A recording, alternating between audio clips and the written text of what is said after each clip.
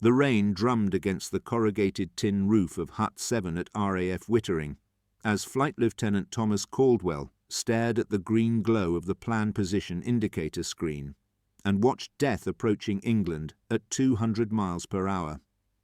It was November 14th, 1940, and the small blips of light on his cathode ray tube represented what intelligence estimated to be over 400 German bombers crossing the Channel in the largest night raid since the Blitz began. Caldwell was 28 years old, a former physics lecturer from Cambridge who had been drafted into the RAF's experimental Ground Control Intercept program 3 months earlier, when someone noticed he understood electromagnetic wave propagation better than most career officers. "Bogies at bearing 270, range 40 miles and closing," Caldwell reported into his headset, his voice steady despite the cold knot of fear in his stomach. "Estimate 400-plus aircraft in stream formation. Vector height between 10 and 15,000 feet. Beside him, Squadron Leader James Pemberton, the station commander and a veteran of the Great War who still walked with a limp from a Fokkers bullets, leaned over to study the screen. Pemberton was 52, far too old for combat flying, but possessed of a tactical mind that made him invaluable in this new kind of warfare, where battles were fought with radio waves and cathode tubes rather than guns and bombs. "Christ," Pemberton muttered. "That's not a raid, that's an invasion. What's their target?" "Tracking suggests Coventry, sir," replied Pilot Officer David Chen, the 24-year-old Chinese-British intelligence officer who had been monitoring German radio traffic all evening. Chen had fled Shanghai in 1937 when the Japanese invaded, had studied cryptography at Oxford, and now spent his nights listening to enemy transmissions and trying to divine their intentions. "They've been dropping Pathfinder flares along that bearing for the past 20 minutes, and we've intercepted multiple references to Moonlight Sonata. That's their code name for tonight's operation." "How many night fighters do we have available?" Pemberton asked, though he already knew the answer would disappoint him. Caldwell checked his logbook. 6 Beaufighters with AI Mark IV radar, scattered across 3 stations, and maybe a dozen Hurricanes without radar, relying on visual acquisition. He paused. "Sir, those Hurricanes might as well stay grounded. You can't see anything in this weather. If we're going to intercept, it'll have to be the Beaufighters, and 6 aircraft against 400... He didn't finish the sentence. He didn't need to. In the corner of the hut, Flight Lieutenant Margaret Harding, the Women's Auxiliary Air Force officer who served as their chief radar technician, looked up from the equipment she was calibrating. Harding was 31, a former electrical engineer from Manchester who had joined the WAF because her brother had died at Dunkirk and she needed to do something, anything, to fight back. She understood the chain-home radar system better than anyone else at the station, could diagnose faults in minutes that took other technicians hours to find. "The AI Mark IV sets have been temperamental all week," Harding said quietly. "Moisture in the electronics from this bloody weather. I can't guarantee all 6 will maintain radar contact long enough to complete an intercept. We might get 2, maybe 3 successful engagements if we're lucky." Pemberton did the mathematics in his head. 3 successful intercepts against 400 bombers. Even if each night fighter downed 2 or 3 targets, an optimistic assumption given the difficulty of night combat, they might destroy perhaps 9 aircraft, 9 out of 400. The remaining 391 would reach Coventry and drop their bombs on a city that had no idea what was coming. "Get those Beaufighters airborne," Pemberton ordered. "Vector them to intercept points along the bomber stream. Make every shot count." As Caldwell began radioing orders to the night fighter squadrons, a new voice crackled over the wireless. It belonged to Wing Commander Geoffrey Hastings, calling from Fighter Command Headquarters at Bentley Priory. Hastings was 39, a career officer who had survived the Battle of Britain by the skin of his teeth and now coordinated night fighter operations across southern England. Wittering, this is Bentley Priory. Hold all interceptions. Repeat, hold all interceptions. Do not engage the bomber stream. Acknowledge. The words hung in the air like a death sentence.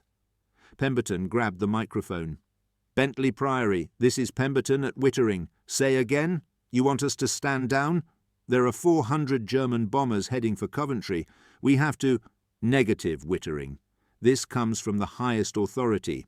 All night fighters are to maintain defensive patrols, but are not, I repeat, not, to engage the incoming raid. This is not a suggestion. This is a direct order. Acknowledge immediately. Pemberton looked at Caldwell, at Chen, at Harding. In their faces he saw the same confusion and horror he felt. An order not to defend against the largest raid yet. It made no sense unless... Chen spoke first, his voice barely a whisper. Oh God, they know. Know what? Caldwell demanded. Ultra, Chen said, using the code name for Britain's top-secret signals intelligence operation at Bletchley Park. We've broken the German Enigma codes. We can read their encrypted communications. That's how we know about Moonlight Sonata, about Coventry. We didn't get it from radio traffic analysis. We got it from decrypted Luftwaffe orders. The realization hit like a physical blow. Pemberton sank into a chair, his face ashen. They're sacrificing Coventry to protect Ultra. If we intercept this raid too effectively, if we shoot down bombers with uncanny precision right where we expect them, the Germans will realize we're reading their codes. They'll change the Enigma settings, and we'll lose our intelligence advantage for the rest of the war. That's insane, Caldwell said, his voice rising. There are thousands of people in Coventry, families, children. We're just going to let them die? Harding looked at the radar screen where the bomber formation continued its inexorable advance. How many lives might Ultra save over the course of the war? Thousands? Tens of thousands? If we keep reading German codes, we'll know their U-boat positions, their troop movements, their battle plans. Churchill is betting that more lives will be saved by keeping Ultra secret than will be lost in Coventry tonight. That's not our decision to make, Pemberton said quietly. Bentley Priory has given us direct orders. We stand down. No. The word came from Caldwell, quiet but absolute. He stood up from his radar console, his hands trembling. I won't do it. I can't watch hundreds of bombers heading to kill civilians and do nothing. Order me court-martialed if you want, but I'm vectoring those bow fighters to intercept positions. Thomas, listen to me, Pemberton began. No, you listen. Caldwell's voice cracked. My sister lives in Coventry. My 8-year-old niece. They're down there right now, probably sleeping, having no idea that death is coming at 200 miles per hour. And you want me to just watch?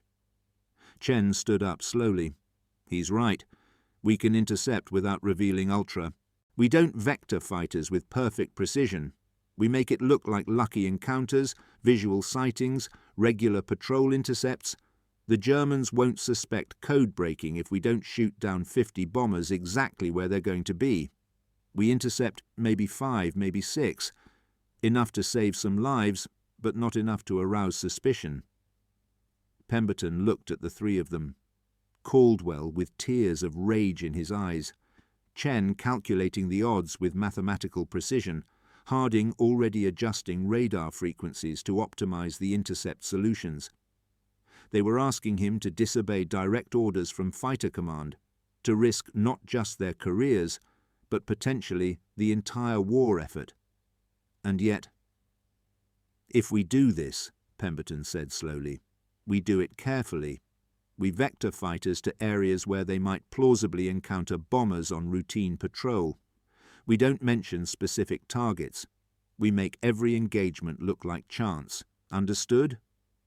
Over the next 40 minutes, they orchestrated what would officially never happen.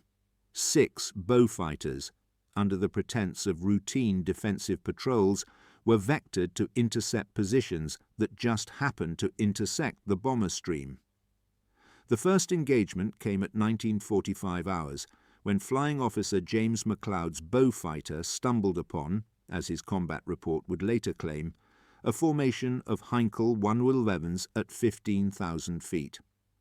McLeod was 32, a former airline pilot from Glasgow who had taught himself radar operation through sheer stubborn determination. His radar operator, Sergeant Peter Walsh, had been a radio repairman before the war and could coax performance from the temperamental AI Mark IV that bordered on miraculous. "Contact," Walsh reported, watching the blip materialize on his scope. "Bearing 350, range 2,000 yards, slightly above." McLeod eased his aircraft into position, following Walsh's guidance, until the Heinkel's dark silhouette appeared against the moonlit clouds. He closed to 300 yards, close enough that he could see the bomber's gunners frantically traversing their weapons, and pressed the firing button. The Beaufighter's 4 20mm cannons roared, tracers arcing through the night. The Heinkel's port engine erupted in flames, the bomber heeling over into a death spiral. "One confirmed kill," McLeod reported, "resuming patrol." Over the next hour, the unauthorized intercepts continued. Squadron Leader David Marsh shot down 2 Dornier 17s in quick succession before his radar failed and he was forced to return to base. Flight Lieutenant Robert Crawford damaged a Junkers 88 that limped back to France with 1 engine out and 3 dead crew.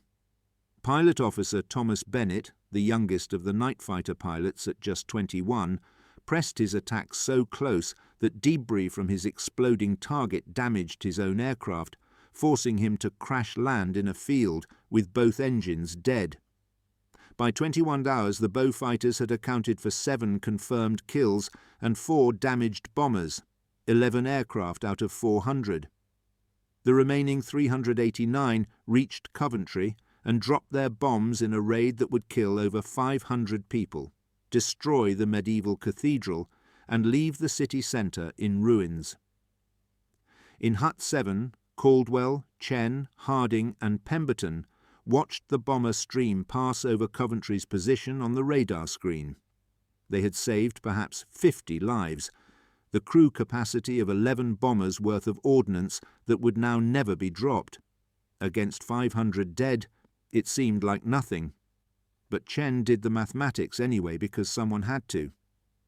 50 people alive who would otherwise be dead, he said quietly. That's 50 futures, 50 families, maybe 250 relatives who won't receive death telegrams. We did what we could. We did what we were specifically ordered not to do, Pemberton corrected. And if Bentley Priory finds out, we'll all be court-martialed for insubordination. But Bentley Priory didn't find out, or perhaps they chose not to look too closely.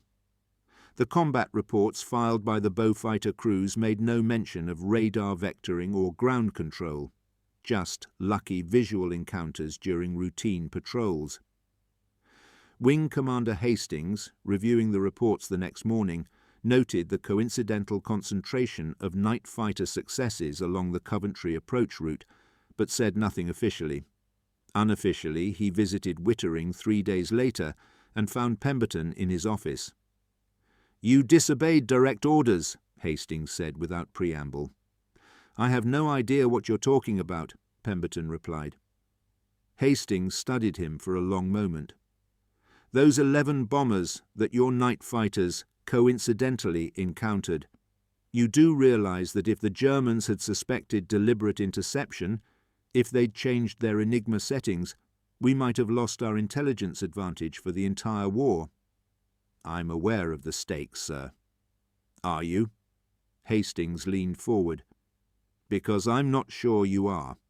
Ultra isn't just about reading German codes. It's about winning the Battle of the Atlantic. It's about knowing when and where the Germans will attack. It's about saving hundreds of thousands of lives over the course of this war.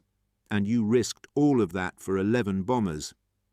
I risked all of that for 55 lives, Pemberton corrected quietly, because those lives mattered, and because if we start calculating which civilians are acceptable losses to protect intelligence sources, we've already lost the war in every way that matters. Hastings was silent for a long moment. Finally, he said, "Your night fighters performed admirably last night, routine defensive patrols that happened to encounter enemy bombers. Pure chance, of course. I'm recommending Flying Officer McLeod for a DFC. The others will receive commendations. As for you," he paused, "you're a damned fool, Pemberton. But you might also be right. Churchill's calculus about sacrificing Coventry to protect Ultra, that's above both our pay grades. What we can control is how we live with ourselves afterward. You and your people chose to save who you could without compromising the larger mission. That took judgment and courage. Don't make me regret not court-martialing you." The truth about that night remained classified for decades. The official history of RAF night fighter operations made no mention of the Coventry raid intercepts. The combat reports gathered dust in archives. The men and women of Hut 7 went on to other assignments, other battles, other moral calculations. Caldwell's sister and niece survived the bombing, their house destroyed, but their lives spared. He never told them how close he'd come to watching them die on a radar screen while following orders. In 1975, 35 years after the Coventry raid, the surviving members of the Hut 7 team gathered for a reunion at a pub near the old Wittering station. Caldwell was 63 now, a retired professor. Chen had become a diplomat. Harding ran an electronics company. Pemberton had died 3 years earlier, taking his secrets to the grave. "Do you ever wonder if we did the right thing?" Caldwell asked. "We disobeyed direct orders. We risked Ultra. Maybe Churchill was right. Maybe Coventry had to be sacrificed." Chen swirled his whiskey thoughtfully. "I've spent 35 years thinking about that night. Here's what I've concluded. Churchill was making decisions about grand strategy, about winning the war. He had to think in terms of thousands, millions, the fate of nations.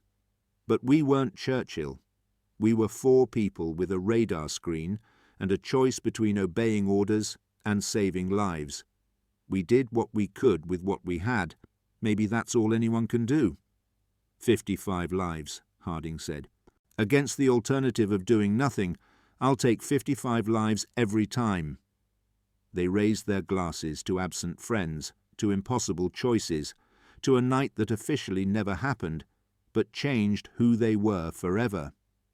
The historical debate about the Coventry bombing continues to this day. Some historians argue Churchill deliberately sacrificed the city to protect Ultra. Others contend the warning came too late to mount an effective defence. The truth, as usual, lies somewhere in the complex intersection of intelligence, capability, and the fog of war. But in Hut 7 that November night, 4 people chose to disobey orders because they believed that even in total war, even when making strategic sacrifices, individual lives matter.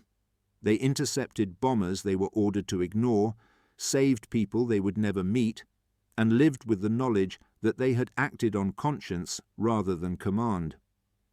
The night intercept, that officially never happened, changed nothing about the course of the war. Coventry was still devastated. Ultra remained secret. The bombers kept coming. But for Caldwell's sister and niece, for the families of 55 people who didn't die that night, for 4 radar operators who chose humanity over orders, that intercept changed everything. Sometimes the battles that matter most are the ones that never make it into the history books. Sometimes saving 55 lives is enough. And sometimes, when faced with an impossible choice between obedience and conscience, the only thing to do is trust your humanity and hope history forgives you. The green glow of the radar screen faded into history, but the choice made in Hut 7 echoes still, that even in the darkest nights of war, individual acts of defiance and compassion matter. That lives are more than numbers on a strategic calculation. That sometimes disobeying orders is the most moral thing you can do. The night intercept that never happened saved 55 lives. And that was everything.